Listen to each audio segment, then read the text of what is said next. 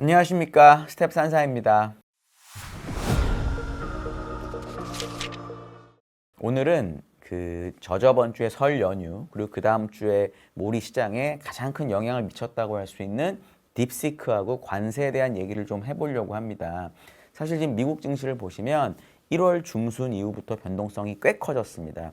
하루의 가격 변동률이 2%에 가까워졌는데요. 이 원인을 뭐 언론이 됐든 투자자들이 됐든 다 딥시크하고 관세에서 찾고 있습니다. 제 생각은 조금 다른데요. 만약에 딥시크가 정말 AI와 관련된 투자를 다 없애버리고 앞으로는 더 이상 엔비디아하고 뭐 미국 칩이 필요 없고 전력기기도 필요 없다라고 하면 주식이 요만큼 빠지는 걸로 끝나지 않습니다. 주가는 훨씬 더 많이 빠져야 돼요. 또 관세 때문에 교역량도 줄고 각 나라들이 자기네 것만 쓰고 이런 일이 만약에 무역량이 줄여서 그런 일이 벌어지면 역시 마찬가지로 주식이 아주 많이 빠져야 됩니다. 제가 제일 경계하는 게 예를 들어 관세도 문제가 있고요. 딥시크도 문제가 있고요. 뭐 이렇습니다. 그런데 당신이 보시는 S&P 500 하단은 얼마인가요? 한 5,500. 이런 사람은 사실 논리가 맞지는 않습니다. 어떤 의견이 맞는지는 모르겠지만 딥시크하고 관세가 정말 문제가 있다라고 주장을 하려면 S&P 500의 하단을 훨씬 아래로 설정해야 된다는 거죠. 심각한 문제이기 때문에. 반면에 저희처럼 S&P 500의 하단을 5,300, 400으로 주장하는 경우는 정상적인 밸류에이션으로도 답이 나오기 때문에 가능한 겁니다. 그러니까 딥시크나 관세가 큰 이익에 영향을 주지 못해서 올해 S&P 500의 EPS가 컨센서스가 현재 270달러인데 이게 작년 대비 15%쯤 성장하는 거거든요. 이걸 그냥 지키고 여기에 지난 10년 평균 PER을 숭배를 곱해도 5,400 정도가 나오거든요. 그러니까 이 EPS하고 이 PER에는 딥시크나 관세가 나빠질 거라는 게 전혀 반영되지 않은 겁니다. 이게 왜 중요하냐면 6,000에서 5,400까지 빠지는 과정은 10% 정도 되고 원래 10% 정도의 하락은 1년 반에 한 번쯤 나타납니다. 가장 최근에 있었던 10% 이상의 하락은 2023년에 있었거든요. 작년은 7%, 8% 정도 하락이 있었고 금방금방 반등을 했습니다.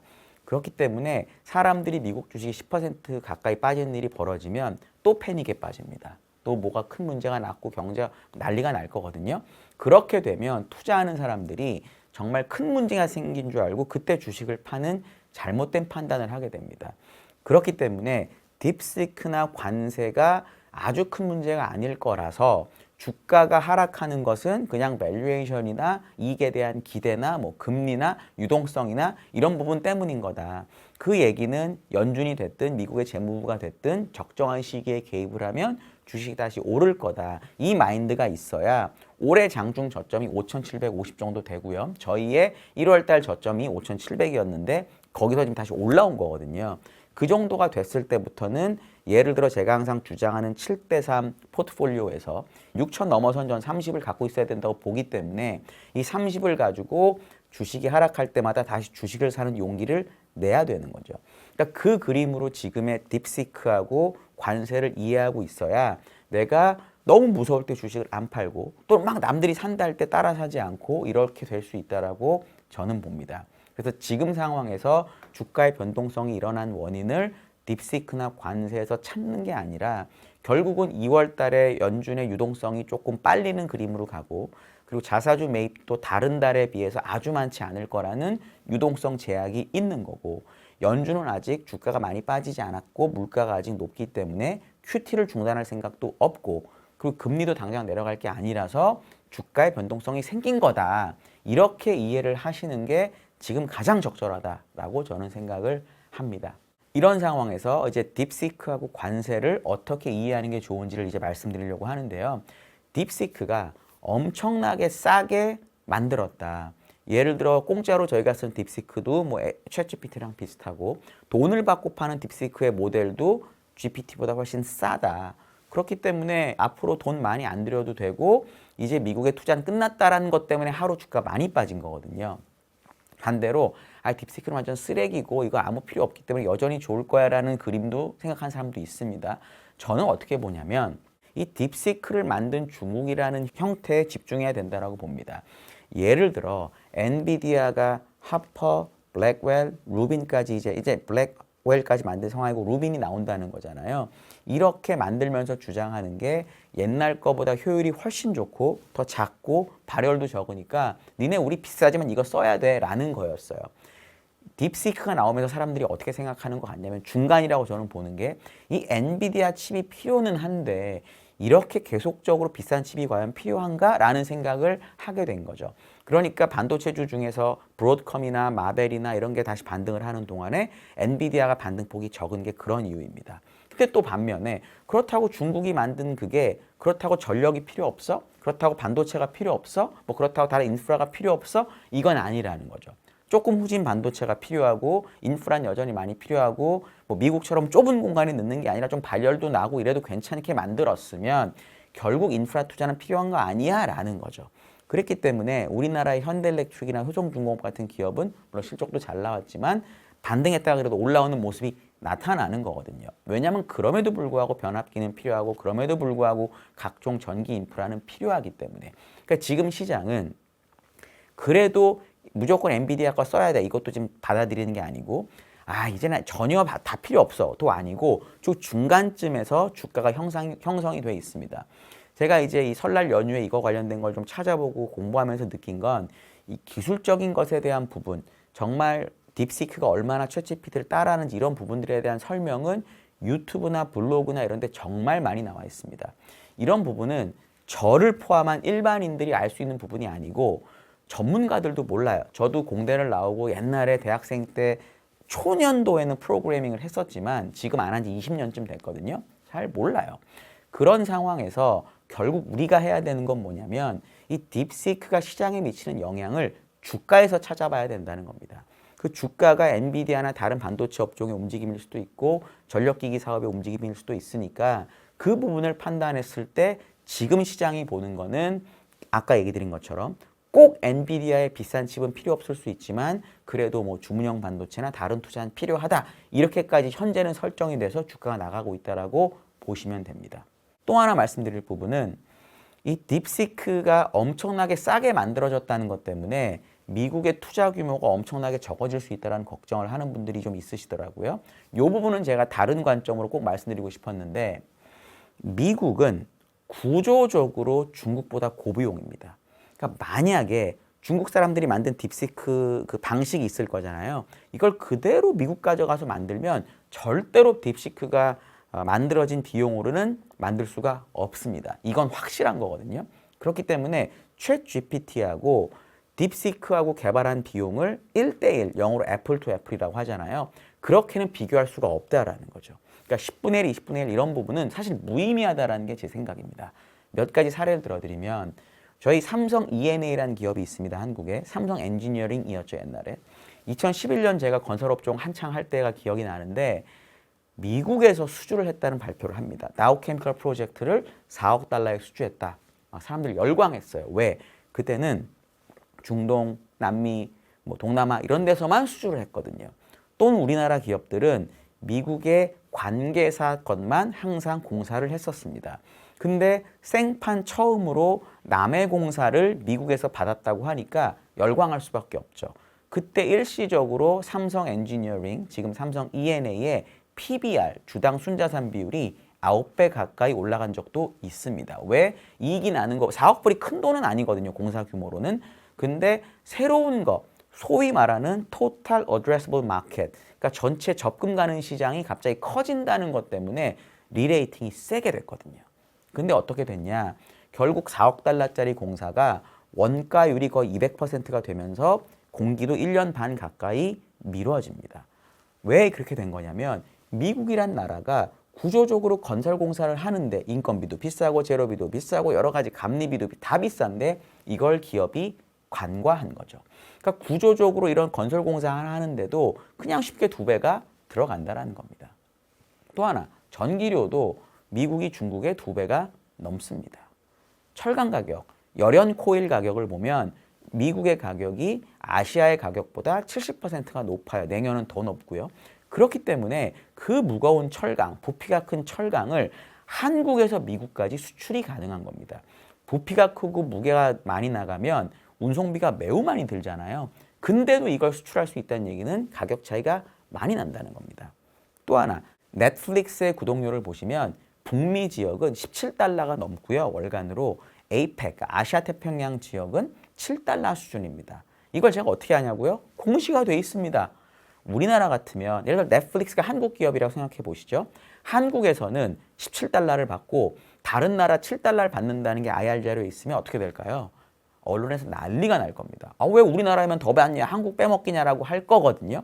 미국은 자기네 나라에 훨씬 비싸게 받는다는 걸 IR 자료에 그냥 당당하게 쓰고 아무도 문제 제기를 하지 않는 나라예요. 원래 그런 나라입니다. 그러니까 고비용 구조라는 걸 사람들도 인정하고 돈을 나라마다 다르게 낼 수밖에 없으니까 다르게 낸다라는 걸 받아들이는 거거든요.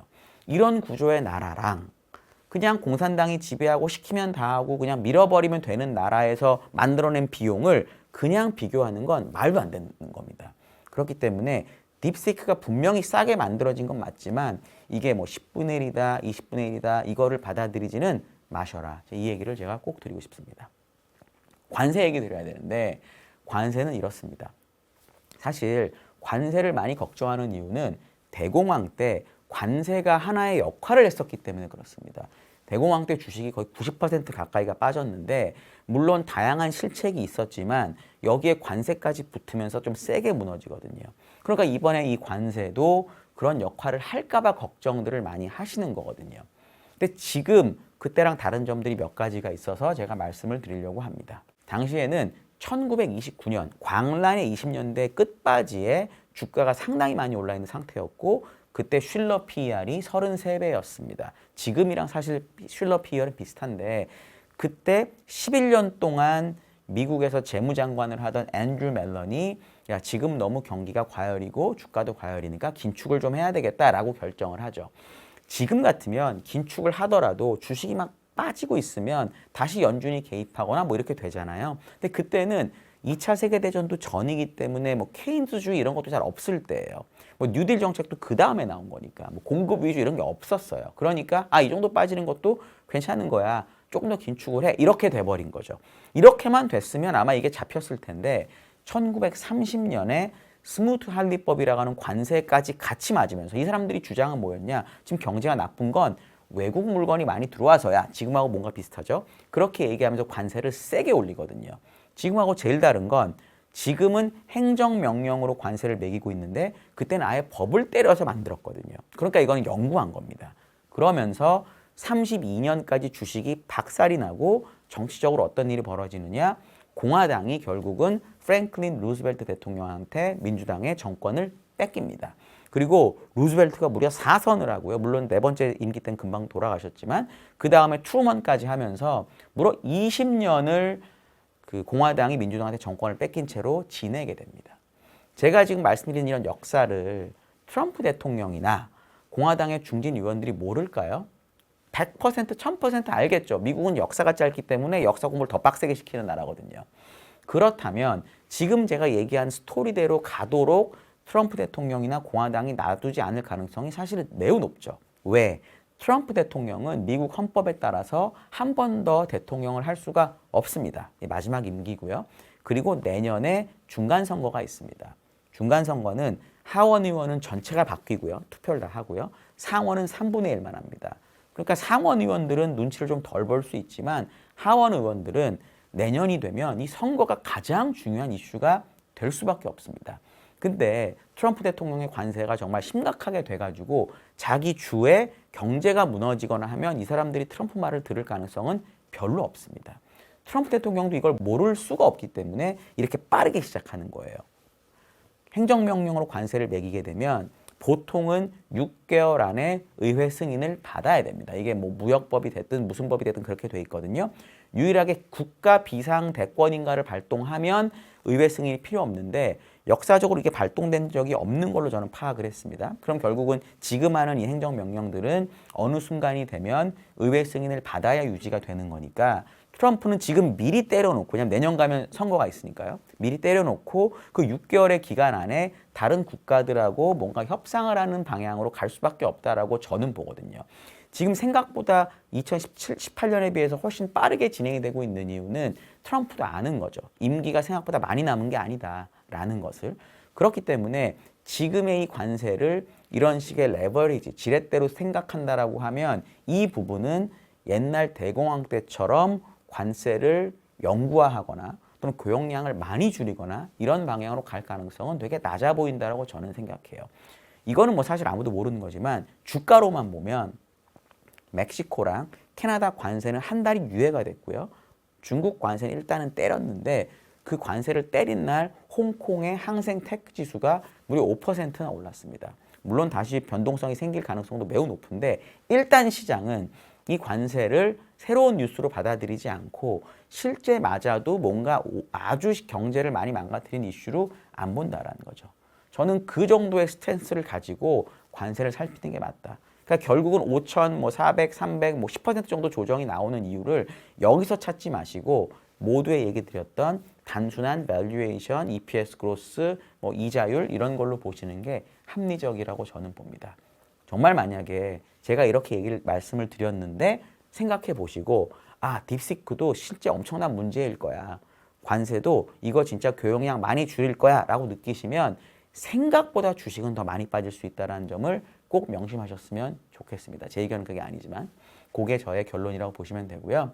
제가 오늘 몇 가지 얘기를 드렸는데 이것에 대해서 궁금하시거나 뭐 이견 있으시면 댓글 달아주시면은 저희가 꼭 답변을 드리도록 하겠습니다.